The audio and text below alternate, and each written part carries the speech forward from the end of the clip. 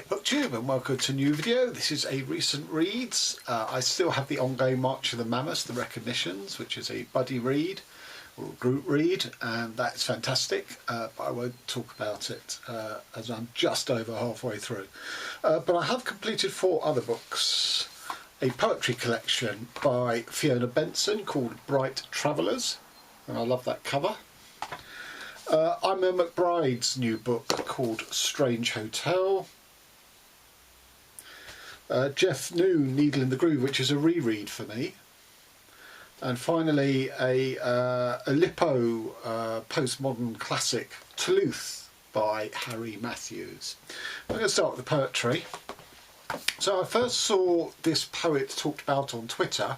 I think it was a conversation about her more recent collection. This is her first, but when I went to look her up on whatever it was, Goodreads, Amazon, I can't remember now, I saw this cover, and some of you may know that my most successful stage play was about an embryo in the womb, which has sort of accelerated development through the mother's drug addiction, so the drugs had been passed on to the embryo. So anything like that will grab my attention. Also, I wrote a short story called Echoes, which I now wish I'd called Echo Chamber, but anyway, which was about an embryo sort of being, its outline being picked out by an ultrasound or a sonogram, and it got kind of dark, and it's one of my favourite pieces to read live, and I think someone actually came up to me afterwards and sort of said that story had actually made her cry in the audience, which I don't know, I find that gratifying, but perhaps it's sadistic, I don't know. Anyway, let's get back to the subject of this book. So it's a collection that's sort of broken up into 3 portions. The first is called Dumnonia, which apparently, I didn't know this, is a sort of an imaginary kingdom in sort of ancient Britain, which was around the sort of Cornwall, Devon area. And the poems in here are all about sort of the time scale of the landscape. So there's one on sort of cave art, there's one on ancient forests, there's one on witchcraft from around presumably the 15th, 16th centuries, and finally you get one about a nuclear submarine base, and I found them all very, very satisfactory, and I really enjoyed them. There was something, you know, I'm not one for myth, as you know, and landscape, myth tied into landscape, but they, you know, they were effective for all my normal reservations. Then we have the second part, which is Letters to Vincent, which is where they're poems addressed to Vincent van Gogh, both to specific paintings and to Vincent van Gogh being Fiona Benson's muse, so sort of reversal the usual gender relations of muses. But I didn't enjoy any of these, you know, trying to describe or riff or react to other forms of art, in this case paintings, just, it doesn't cut it for me. So I, you know, my slope had gone up from the first part and then down from the second part, but then we come on to the third part, which sort of ties into this image, which are all poems about sort of the development from post-conception through birth and the early years, and the vulnerability of both mother and child. And it's particularly piquant here because the mother, sort of depicted here, has suffered from miscarriages, so that when a baby is born, it's even more precious. And they were just so affecting, the poems. And I'm just going to read one. This is called Cradle Cap, and it's all about a mother's anxiety. It begins as a roughness, then spreads to a lichenous crust that helmets your head for months, and for months a cuckoo spit salve wets down your scalp as we try to soak it off. At last it lifts, bringing out your hair in tufts, till you look for all the world like my own small robin in the malt, with your dishevelled feathers stuck quills. Little hedge familiar, you came to us perfect. Now you claw at your head and draw blood till your skull is as scratched and scored as if we'd left you to sleep in the gorse. Yet this is what we hope for, that you roughen, weather. Darling, you cannot always be this tender, but hush you and heal, and soon you'll come fledging into this life tempered and whole. So I really liked parts 1 and 3 of the collection. Part 2 knocked a star off for me, but 4 stars. And on to Eimear McBride, which notionally, I suppose, qualifies me as having a token contribution to the Irish read-along month. So I haven't read A Girl is a Half-Formed Thing, which sort of launched her onto everybody's consciousnesses. I did read her follow-up book called Lesser Bohemians, which I absolutely hated, even though it was a world I recognised, which is sort of, student actors living in northwest London, because I'd kind of been around that scene, although I've never been to drama school myself. I knew lots of people who had, and I know that area of London very well, but I hated the characters. I just, there was a lot of violence within the relationship, and I didn't care, and which is unforgivable for a writer to evince that in a reader, not to care about a subject such as domestic violence. And I'd sort of in my own mind given up. I didn't really want to pursue her further, but I saw review, even though this has had quite sort of mediocre reviews, I saw that it was a very different type of book from her previous two. So that sort of made me interested in it. And it's the story of a 40-year-old, well, she starts off as in her mid-30s, but by the end of the book is a 40-year-old woman who travels all around the globe. I wonder if it's on speaking tours, as McBride herself presumably has, because each section starts off with a list of destinations that she's flown through and stayed in hotels. It's almost like a sort of a destination indicator board like you get on train stations, although in this case she flies. And it's the story of this character in each of these sort of hotels that are all the same but different. If she's never visited them before, they're very alien and yet entirely recognisable. The first hotel here in Avignon she has visited once before and is surprised at how much of the bland detail of decor she actually remembers. But it's so you've got this thing of, sometimes she's jet lagged, her body is alienated from her because of the strange effects of travel, and it's her body in this sort of singular room. But there's also her mind at play, and is sort of, reporting and trying to discern her feelings around this in words.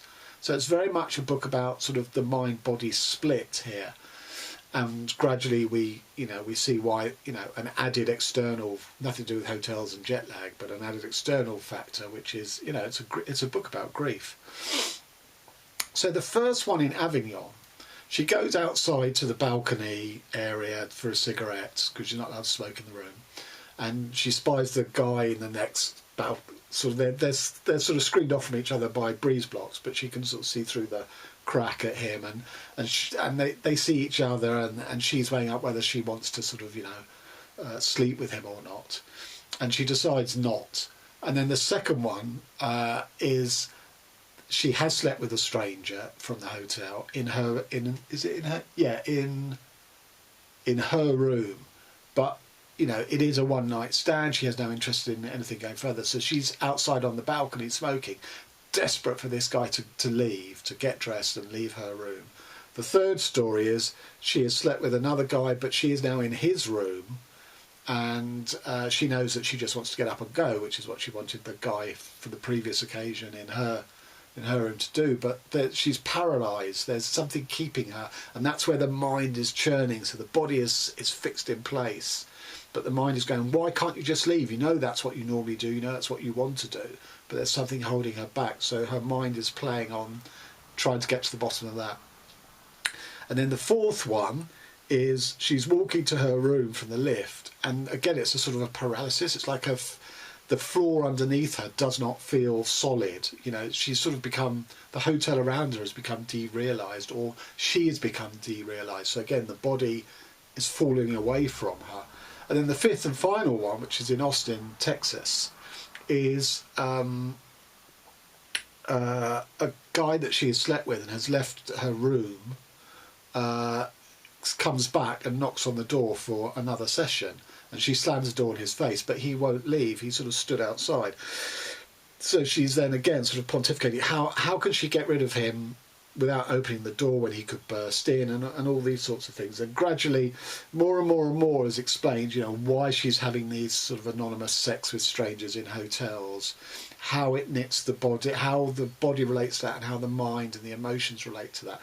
And overall, I didn't really know what to make of this book. I felt, in its own terms, it was incredibly successful. The way she modulates the journey by drip feeding you more and more information as to what lies behind all of this, and you realise it's a grief story, I thought was brilliantly done, and yet I wasn't engaged in it really. So I felt very ambiguous about it. However, it has made me warm towards her as a writer again. I feel I would like to read her next one whenever that comes out. But I gave it 4 stars because it is really well put together, but I just felt very outside of it. And some of the thinking that she employed, I totally recognised. She was trying to, because she's a writer, it's implied she's a writer, or she's somebody who certainly works with words. So she was throwing and hurling words at trying to solve and resolve what the various dilemmas and the paralyses were all about. I totally recognised that. But then there were other strange uses of words where I thought, well, a writer could do better than that construction or that idea or that image, that metaphor. So overall, it's worth a read. If you think it's going to be the Lesser Bohemians or a Girl as a Half-Formed Thing, it definitely is very different from them. So you might be disappointed, but actually I was slightly gladdened to my heart that this turned out to be what it was. And on to Tlooth by Harry Mathews. Now, Harry Mathews, I was informed by Mitchell Axler, was America's primary member of the Aleppo movement, which is a sort of 50s and 60s literary movement in France, where the writers basically put restrictions on how they were supposed to produce their work, be it mandated writing or actual what were called lippos, where elements are left out. And unfortunately for me, in this book, the element that was left out was meaning, because this is one of those books where you go from chapter to chapter to chapter, where there is minimal through flow, even though the characters are all the same. Each chapter in itself may or may not make sense, but then it moves on to a whole different sort of, not world, but type of world in the next chapter that has it never looks back on what has already been established. It never comments. It never re-embeds any of the imagery or the ideas. I've read other books like that. Motorman by David Earle, The Third Policeman by Flann O'Brien, and I found those really unsatisfactory. And this as well. The only similar one I would say is Jules Perec, W, A Memory of Childhood. But there, because it is all knitted together, there is a purpose to it, to this sort of strange world building. It worked fantastically there. Here, there it provided it was context, and then the reason where the context led up to. Here it's all context. There's no reason. And it starts off in a really intriguing way. It's in a Russian gulag, presumably in Siberia, and the main character is involved in a baseball game, which is an oddity for baseball to be played in Russia, or for a gulag to let the inmates play baseball. And this baseball game is the excuse for an assassination plot on one of the players on the opposing team, because that player caused this character to lose 2 fingers on their hand, and this character was a violinist, so obviously their career went up in smoke, but they both find themselves in a gulag. So that's quite intriguing, slightly absurdist, but then the guy, the assassination fails. The guy that he's after assassinating is released because there's a sort of a criminal enterprise that the prison have allowed and set up, and it's become so successful commercially that the prisoners that were running it were allowed early release to go and make even more money on the outside world. And so this character resolves he's going to bust out of prison to complete the assassination, the revenge plot. And so there's all stuff on the escape and the strange rituals in the prison, and then the journey. They escape from Russia through to Afghanistan. There's some strange tribes and their sort of cultural oddities and quirks in their rituals. But again, once that has been described and established, it's never returned to. So I just didn't get it. It seems to be a lot of collage writing of things cut out from different magazines, effectively. I mean, not literally magazines, but different cultures and different aspects, and they're just sort of jammed together in a way that they didn't really sit. And as the book wore on, I got less and less interested in where it was heading. And yeah, it just didn't work for me, I'm afraid. 2 stars. And finally, Jeff New, Needle in the Groove.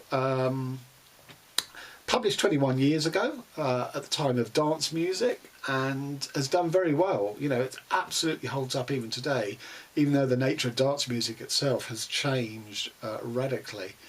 So it's a recovering addict bass guitar player who is just playing all these sort of pub gigs and is completely unsatisfied.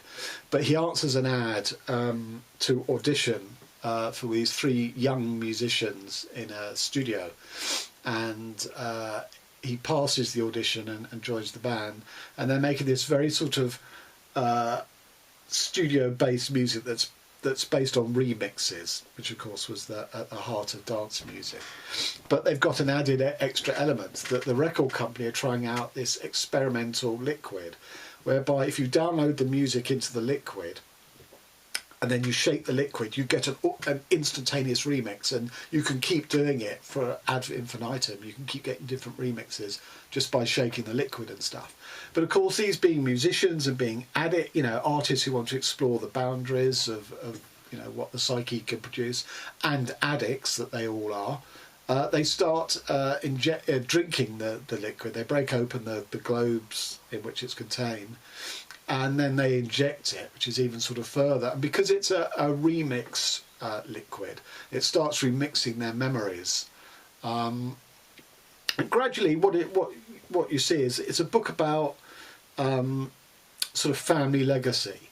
So the drummer, his grandfather started a skiffle band in the late 1950s, and then changed into psychedelia in the 60s, and then glam in the early 70s. So his grandfather changed with the times.